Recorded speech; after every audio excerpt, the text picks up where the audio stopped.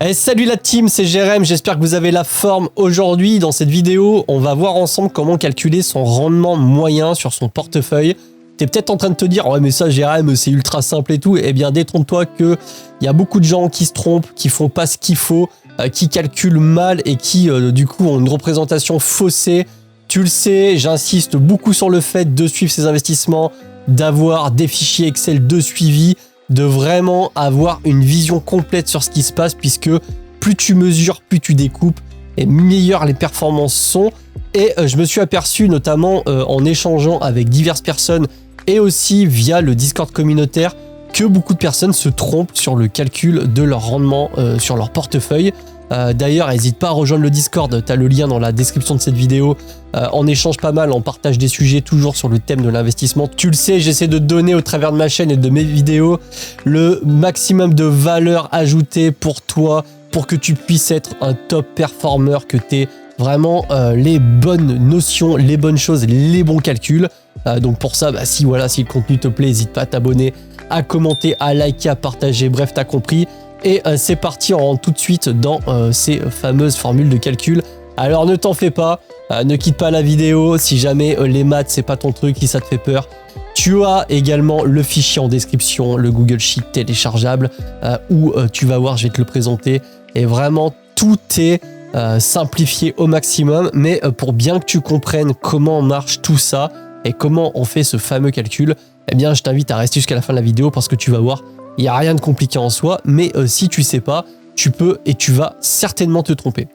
Donc, le rendement moyen, autrement appelé le taux de croissance moyen annualisé, voilà, c'est une expression mathématique, il y a une formule mathématique associée. Tu le retrouveras aussi sous l'acronyme CAGR en anglais pour Compound Annual Growth Rate. Tu peux le retrouver comme ça, voilà, je te glisse le petit truc. Voilà, dans cette vidéo, à ne surtout pas confondre avec la performance moyenne des années. Et tu vas le voir, la plupart du temps, les gens, quand ils pensent calculer le rendement moyen, en général, ils utilisent la performance moyenne des années et c'est pas du tout la même chose. Je vais te donner des exemples à l'appui pour te montrer les différences et pourquoi il ne faut pas le faire. Et bien sûr, comment il faut le faire pour que ce soit correct. Première chose qu'il faut savoir, c'est que le CAGR, je vais l'appeler comme ça, eh bien, ne s'additionne pas. J'entends quoi par ne s'additionne pas? Eh bien, c'est que, par exemple, je te mets un exemple juste à côté pour que tu puisses te rendre compte. Si tu fais une année à 50%, suivi d'une année à 20%, eh bien, ça fait pas 50 plus 20, 70%. La performance totale n'équivaut pas à 70%. Eh bien oui, parce que si tu prends 10 000 euros en valeur initiale, qu'au bout de 12 mois, au bout d'un an, voilà, tu as fait une année à 50%, tu te retrouves avec 15 000 euros de valorisation, jusque-là tu me suis. Et si derrière tu fais encore un 20%, tu vas faire 20% sur 15 000, ça fait 3 000, donc tu vas être à 18 000 euros de valorisation. 18 000 euros de valorisation par rapport à 10 000 euros, on est sur 80%. Et ça, c'est la puissance des intérêts composés. Voilà, je ne vais pas trop faire le tableau. Mais voilà, le CAGR ne s'additionne pas et c'est très important de le comprendre. Alors, maintenant, tu es en train de te dire, ok, Jérém, ça ne s'additionne pas, c'est pas la performance moyenne. De toute façon, je vais te faire toutes les comparaisons derrière et je vais te donner tout de suite la formule qu'on va utiliser pour le CAGR. C'est valorisation finale divisée par valorisation initiale, le tout à la puissance 1 sur n moins 1, avec n le nombre d'années, voilà le nombre d'années sur lequel tu veux effectuer ce calcul. Donc moi ce qui se passe c'est que pour faire cette vidéo j'ai pris mon portefeuille et donc on va tout de suite aller se mettre sur le Google Sheet, voilà. Et ce que j'ai fait, c'est que pour simplifier dans un premier temps la chose, et tu verras après on va un petit peu complexifier, j'ai tout simplement calculé le rendement moyen, donc le CAGR, du 1er janvier 2020 jusqu'au 1er janvier 2023, donc en gros à la clôture du 31 décembre 2022 pour avoir 3 années complètes. Donc on peut le voir, moi ce qui se passe c'est que bien sûr j'ai fait un apport en DCA que tu retrouves dans la colonne apport et j'ai la valorisation sur la colonne valorisation. Donc on peut voir que en janvier 2020, donc j'ai fait un apport de 200 € et la valorisation, puisque je prends systématiquement la valorisation au 31 décembre, eh bien j'ai pas exactement la valeur, mais je me suis basé sur voilà, 200 € de moins, 5073 €. C'est pas hyper grave, là c'est vraiment dans l'exemple pour bien que tu comprennes. Et j'ai pris du coup comme valeur finale, parce que tu te rappelles dans la formule c'est valeur finale sur valeur initiale, 37 230 €. Donc si on fait le calcul de la valorisation que j'avais au 1er janvier, plus tous les DCA jusqu'au 31 décembre 2022, je t'ai fait le calcul juste ici. On a 25 983 €, donc ça c'est l'apport total. Et je t'ai dit que la capitalisation au 31 décembre 2022, on est sur 37 230 €. Donc, la performance totale, c'est 43,29%. Donc ça c'est la performance totale, voilà, il n'y a pas d'autre mot pour ça. Si tu t'amuses à faire la performance moyenne, c'est ce que je t'ai dit tout à l'heure, à ne pas confondre avec la performance moyenne, eh bien c'est que tout simplement tu prends cette valeur là, donc 43,29, et tu vas le diviser par 3, le nombre d'années, et ça te donne, là si on met en pourcentage, 14,43%. Ça c'est la performance moyenne.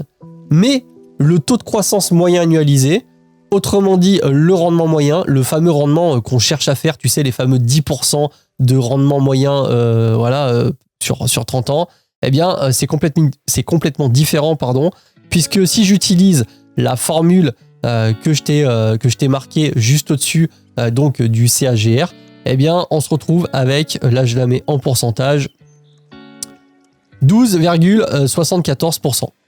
12,74%. Donc on voit bien que c'est inférieur à la performance moyenne.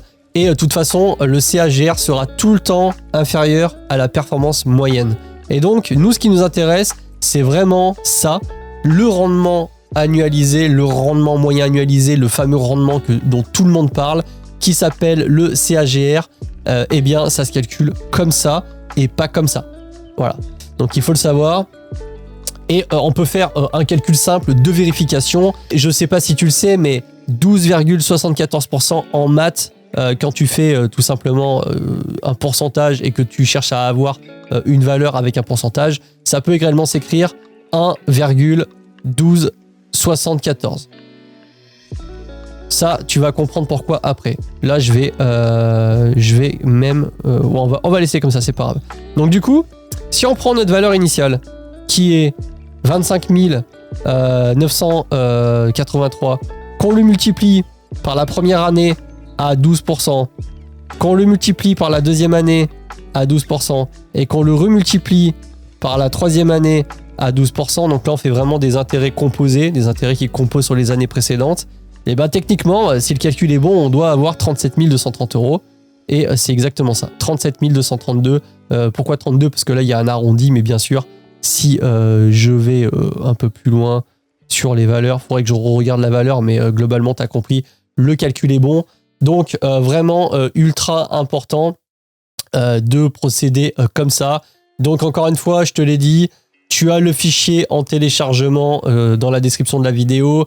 Je vais rajouter à droite les rendements moyens, donc voilà le taux de croissance moyen annualisé, c'est comme ça qu'on l'appelle, pour que tu puisses l'appliquer à ton propre portefeuille et pouvoir toi aussi faire ton calcul et savoir un petit peu où t'en es par rapport au marché.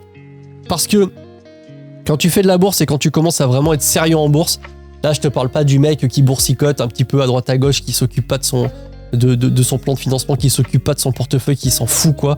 Je te parle vraiment du gars qui est déterminé et qui va chercher la performance parce qu'il a compris que 1% de plus sur le taux de croissance moyen annualisé sur une échelle de temps de 40 ans, c'est presque faire x2 sur son portefeuille. On n'en est pas loin, mais voilà, tu as compris l'idée. Donc c'est vraiment ultra important de faire vraiment la plus grosse performance possible. C'est pas évident.